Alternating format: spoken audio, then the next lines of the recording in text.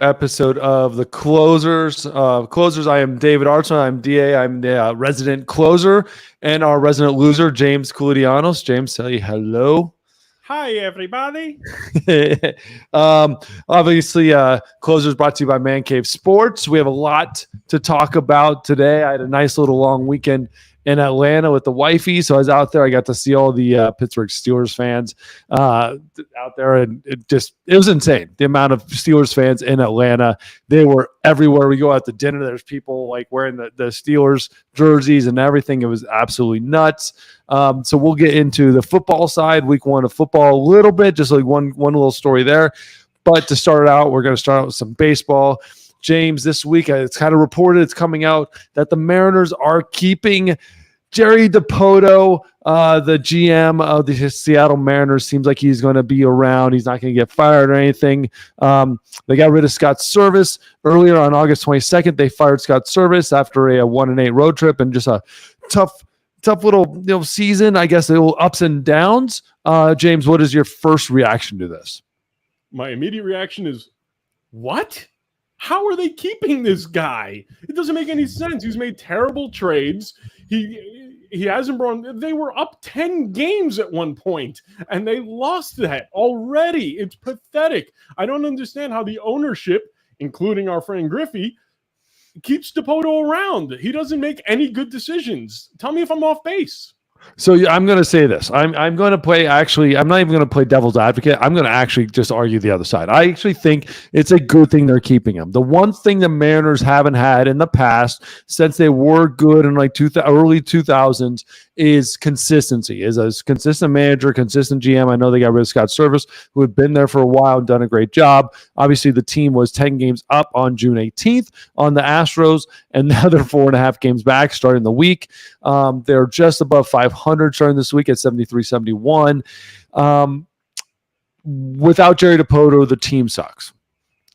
The team does not suck right now. The team is not great.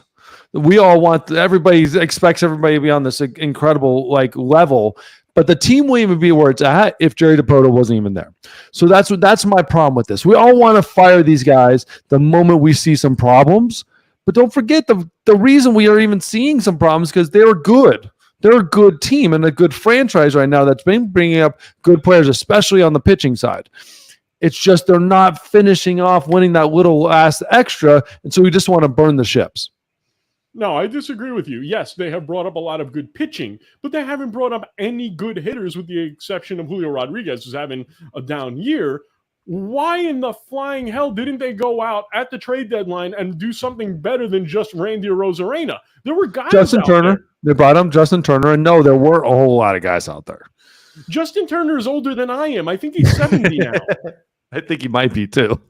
Yeah, so you got Justin Turner, fantastic, but Justin Turner isn't the answer. He's a good off-the-bench guy at this point of his career. So, and you tell me there weren't guys out there? I bet you if they offered the right package, they could have gotten Pete Alonso. He was the perfect guy for that team. Why they didn't get him, I have no idea. I think I actually leave this way. I think the reason they didn't go after Pete Alonso is they could get him anyways for the same amount of money. Right, so why give up the free agents now versus when they can just sign them next year anyways? I think they went after. I think they made two great moves. I believe the Justin Turner trade was a good move for them at the time. Again, down a little bit, not the same Justin Turner as we know in the past, but in that ballpark, that right field or the left field wall, the way they brought it in a little bit, I actually kind of liked it, and I loved the Randy Arozarena. Just they haven't worked out. I love the Randy Arozarena. Man, I was on here. I was talking about it. I am 100% in favor of it. I think they had made two good splashes. I think a hell of a lot better than what the Yankees did and all the positive stuff they got for the Chaz Chisholm move, which is insane to me. You're bringing in an average player and you're talking about how amazing a move that is. I actually thought they had one of the best trade deadlines there was around baseball. There wasn't a whole lot of crazy, big, huge moves to be had, and they made a couple really good, solid ones. Now, in the offseason. They could have done a lot better job of shoring up that offense, but they do have some of the best pitching in baseball. They do have one of the best bullpens in baseball. So there are things there to be had, and we got to look at this and understand they're even in this position to even have a conversation about bringing in one more bat because of Jerry Dipoto and his leadership. Okay.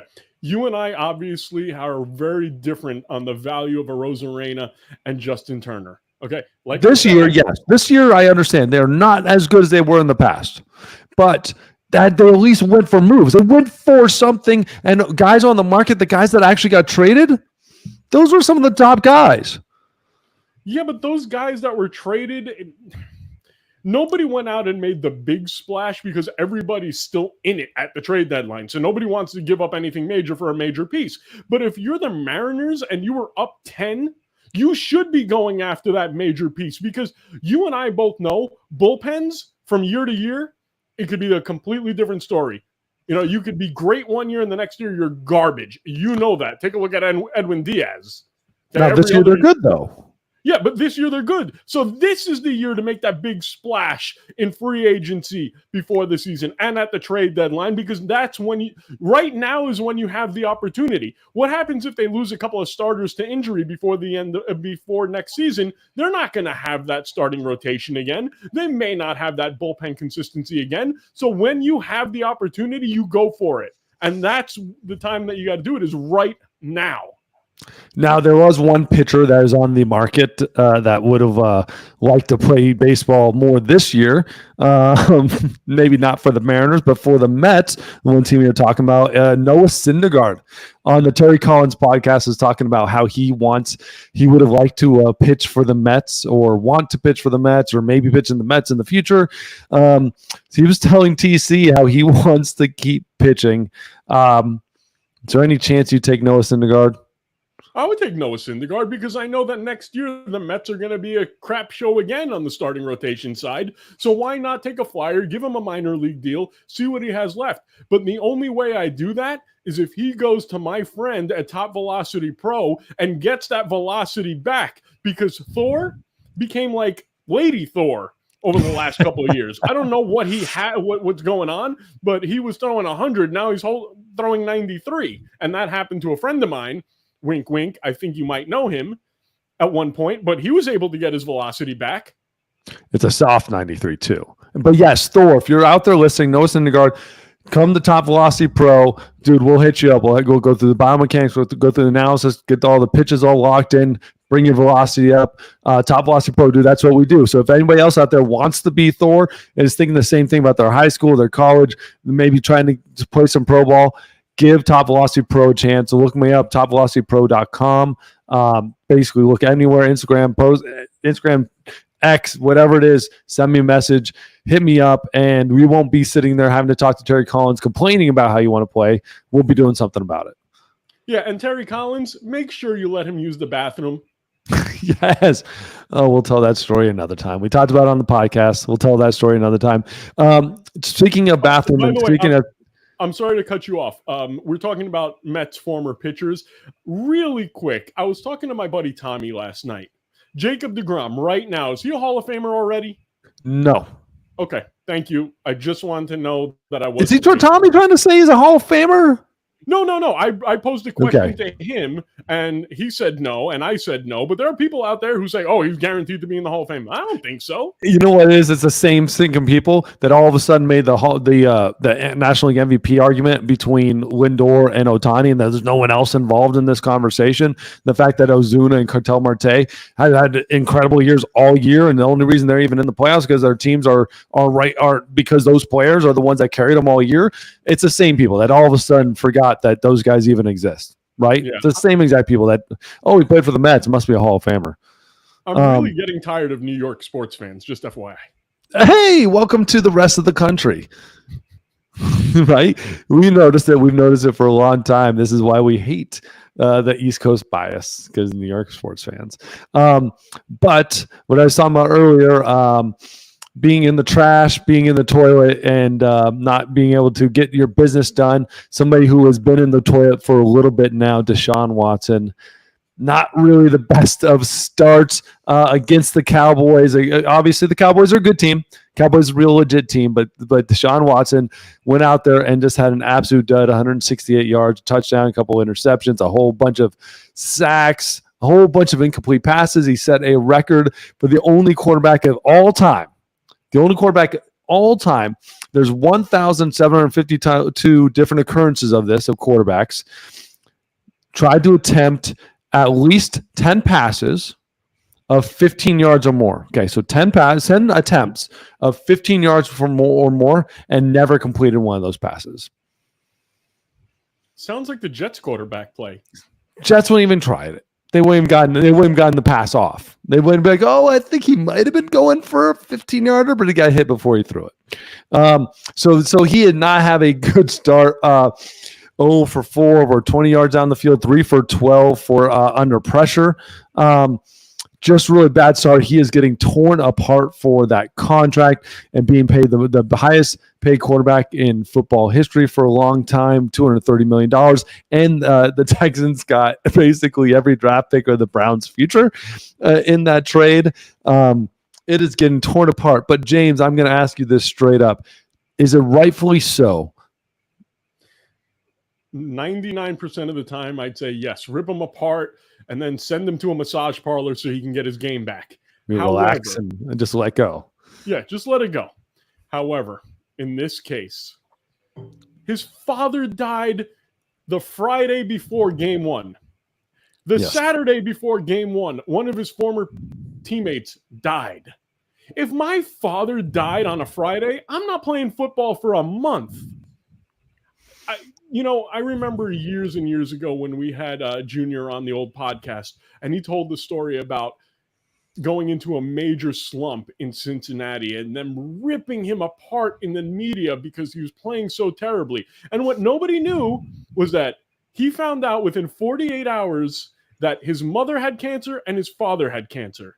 I don't know how anybody... And they were keeping it from each other. Yeah. They weren't telling each other because they didn't want to like basically make the other one too sad. Yeah, and that was a tough one. And the media was destroying him, not knowing anything was going on. In this case, we know that this guy had losses. So why not take it easy on him? Where are his teammates? Where is the PR telling everybody, guys, he didn't play well, but his father died on Friday. DA, what would happen if your father died on Friday and you had to pitch on a Sunday? Well, that would be absolutely devastating, right? It would be a total loss. Now let's do this. Say this. We have to make sure this is very clear, James. I don't even know if you know this. It is as a estranged father, so he has talked very publicly as how he basically has had no relationship with him for a long time. But again, it still hits you different. Like that's something you've probably wanted a relationship for a long time. He was raised by his mother. Has been very vocal about how his mom was basically everything to him. But you still can feel it. It still hurts. And you know what it is? It's that whatever you've always wanted, you can never get because now he's gone. And then you lost his teammate, DeAndre Overton. 26 years old, lost his teammate on that Saturday. I'm sure a lot of other players lost them. I'm sure plenty of guys, had played with DeAndre. But it's a lot. It's a lot to take in. Even if you're a strange relationship, even if things aren't blended or aren't going really all that well, man, it still kicks you in the ass. Now you got to be a man. You got to rise up. You have your job to play. You have your job to do. You have your team to around you. Take it one play at a time and just hope for the best, and then you lose your teammate. Oh man, then you just feel like you can't get back up, like you're constantly getting kicked out. So to me, I agree with you. I think the problem here that I've noticed is where the hell are the Browns? Where the hell are his teammates? Where the hell is his family? Where's the support coming out and saying, guys, pump the brakes here? Like he's been like this is a lot to go through, and it's a lot to hit you hard. And that's one thing, though, too. As a team, you have to recognize if it is mentally getting your quarterback. I'm talking about mental health all the time. Yeah. Then make a move. Like, take him out of the game and say, dude, you're good, man. Take a breath. Like, we got this. And you go for it. I think we're also forgetting that the Cowboys are a pretty damn good team. Like, he's gone through a lot, and he faced a pretty damn good team, pretty good defense. Cowboys are expected to be right there in contention with the NFC side. So there's a lot going on there. I think we got to pump the brakes and maybe like care about somebody's mental health a little bit. People forget about everything when it comes to sports fandom. They don't care if someone's suffering. They just want to win.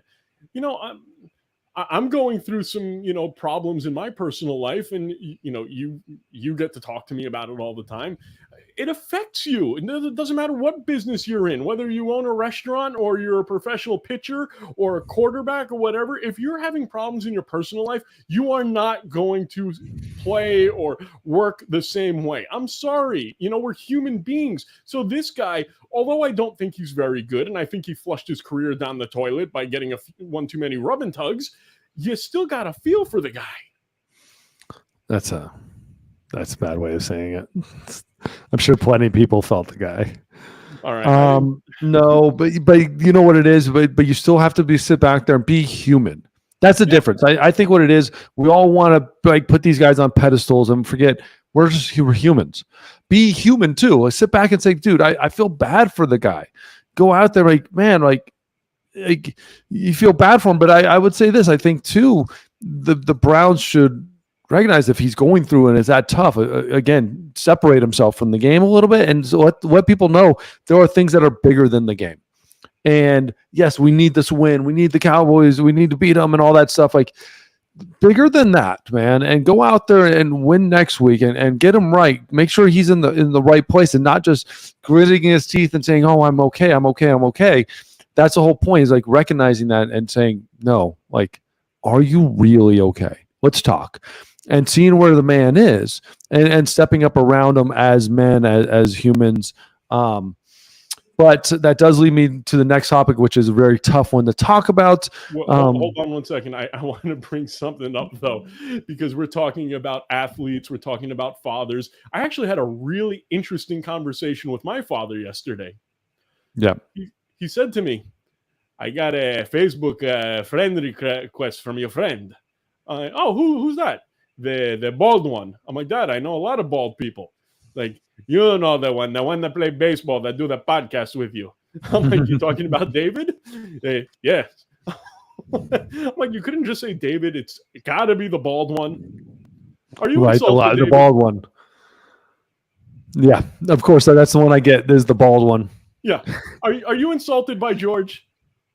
Well, no, of course not, Georgia boy. Of course not. Dad, if you're watching, his name is David. He's not the bald one. Anyway, sorry. I had to bring that up. Yes. Georgia boy, the man, the myth, the legend. James's dad, George, is great. Great guy, great man. Another great man, my ex-college coach, Wayne Graham. My Rice coach passed away this last week. One of the best, one of the great ones out there. I'm going to throw some stats at you, throw some numbers at you, which were just ridiculous. It was 1,173 wins and 528 losses at Rice. He took the job in 1992. At that time, 79 years. The program had been around for 79 years, and they never once had won a conference title. And they only had 7 winning seasons, okay? So think about that, 79 years and 7 winning seasons.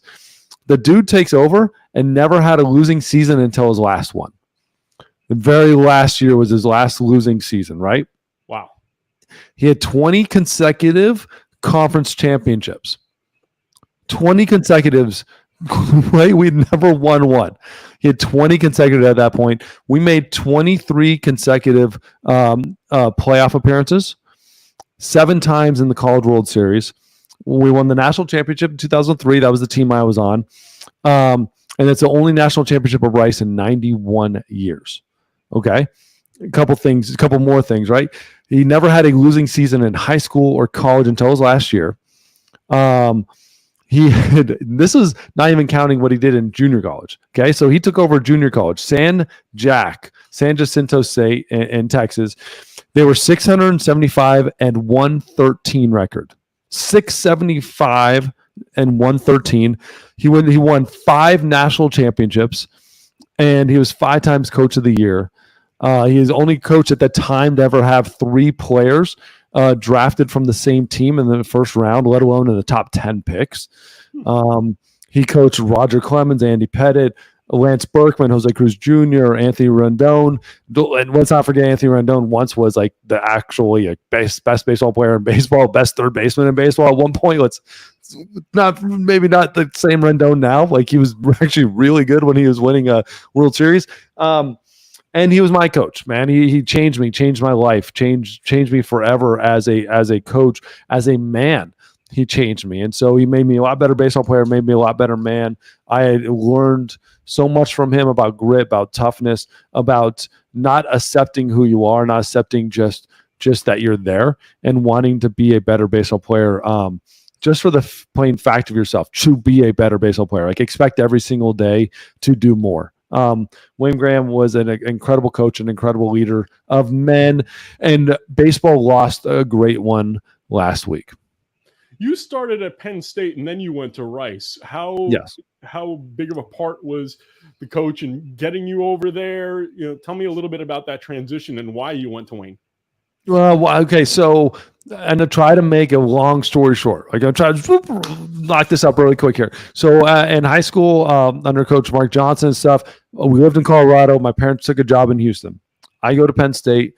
I had to throw bullpens in the offseason, so I go down to Houston, and a guy named Butch Gutzman. I threw a bullpen for him, and with his son was a catcher at Rice. His other son was a catcher at Wake Forest. At the time, they were like 1-2 in the country. And you remember Butch, so just told me, what are you doing at Penn State? Like, there's other schools out there a lot better. I think you could be anywhere you wanted to be. And I said, man, I love Penn State, yada, yada, yada. We'll get back to Penn State. Season starts going. I started seeing the holes. I started realizing the program, I was not going to be a better baseball player. And I told my parents, maybe get the word out there, because back then there's no portal. There's no way other than like kind of talking through friends.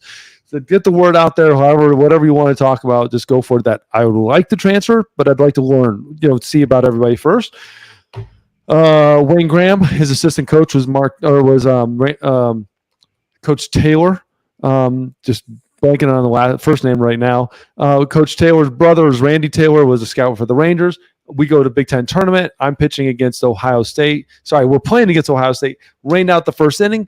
The next day, they just said, instead of going their number 2, number 3, or number 4 guy, whatever, they start me. I throw 8 innings, shutout, strike out Nick Swisher 3 times right before he gets drafted by the A's. And Randy Taylor says, you guys need him. You guys go get this Arjma guy. I go down there the next week to take a visit, and Wayne on the spot says, I got no money. I got nothing to promise you. Will you come here? And I said, hell yeah, this is incredible. Out there watching, they got 2 first-rounders that year, John Skaggs and Kenny Baugh. And eventually he did say, if John Skaggs signed, I get half of his money. And me and Vinny Sinisi will split that. Ended up being a pretty good deal for Rice, because Vinny Sinisi ended up going in the second round. I think it might have been National Player of the Year. I don't know. But he was Boris agent, got way more money than I did in the first round as a second-round draft pick. And we won the national championship. That's how he got me, man. It's just by plain damn luck. Your wife told me a story where you were taking a shower at Penn State and Jerry Sandusky walked in, and that was the reason? No. No. That was definitely not the reason why I left Penn State. I actually love Penn State. I love everything about Penn State except for the baseball. I loved football. I love the people. I love the environment. I love the going to parties. I love the baseball house. I still have so many friends I talked to from Penn State, and I would have never wanted to leave. But I realized I was not going to be the baseball player I needed to be, that I wanted to be in the future by being there, and it hurt my heart so much to transfer. God, it hurt. I'm still Penn State through and through, and I would have given anything to not have transferred. But I had to, for myself, and ultimately I have no regrets. That's cool, man. Well, I'm sorry that you lost your coach. From everything that I've heard, you sound like a really good guy, and I know that affected you, so I'm sorry for your loss, Ards. I want to talk about. You know what? I totally forgot. I totally forgot, James. Hold on. Keep talking. Talk amongst yourselves. The topic is Ohtani. Is he going to get 50-50? Whether or not Otani's going to go 50-50, he's going 50-50. There's no question in my mind. And I love patting myself on the back because since 2016, I have been the man touting Otani. And I thought we were going to have a whole show without Otani, but because my partner is not prepared, I had to go on a rant. No, yeah, I had it sitting down right next to my desk. I was ready for it. This is my Wayne Graham painting. I need to get a frame and put it up. It's Wayne Graham, brother. Looks like Ty Cobb. Yeah, he's a son of a bitch like Ty Cobb, man. They're tough. I'll say that. Wayne Graham was a tough man, was a tough manager, but at the same time, he got the very absolute best out of you. He is not easy to play for. And that made me such a better player because of that. Was he the worst? Was he the toughest manager to play under out of all the guys that you've had in your career? Ooh, that's a great question. Yes. His expectation of your everyday was tough. And I never had a manager when you win be so tough on you because his expectation was so much above that. The expectation wasn't the win and the loss. The expectation was you every single day, your actions and your thought process and your belief system. And so you beat a team by 20, it didn't matter, man. You lose by 20. It was who were you that day? How did you act? How did you treat? How did you prepare? And it was absolutely perfect. Now there are other managers that are tough in other ways, but he was also very vocal. I mean, but I'll never forget when we won the national championship and he gave me a hug and told me couldn't have done this without me. He said because there was points in the season where he wanted to get rid of me.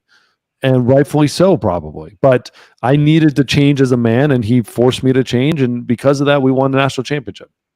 I know exactly how he feels or he felt because I can't tell you how many times during this podcast I want to just get rid of you. But I'm stuck with you, and eventually we'll win a national championship together. Yes. And but we won't do it. We won't be able to do it without you guys out there. So make sure you like this. Make sure you send out to all your friends, your family. Just about the podcast. Let us know what you think about the show. Throw comments on there, the likes out there, links, whatever you got to do. Tell people, tell us why you think James is like the worst in the absolute world, and why I'm so great. So thank you so much, and have a great one.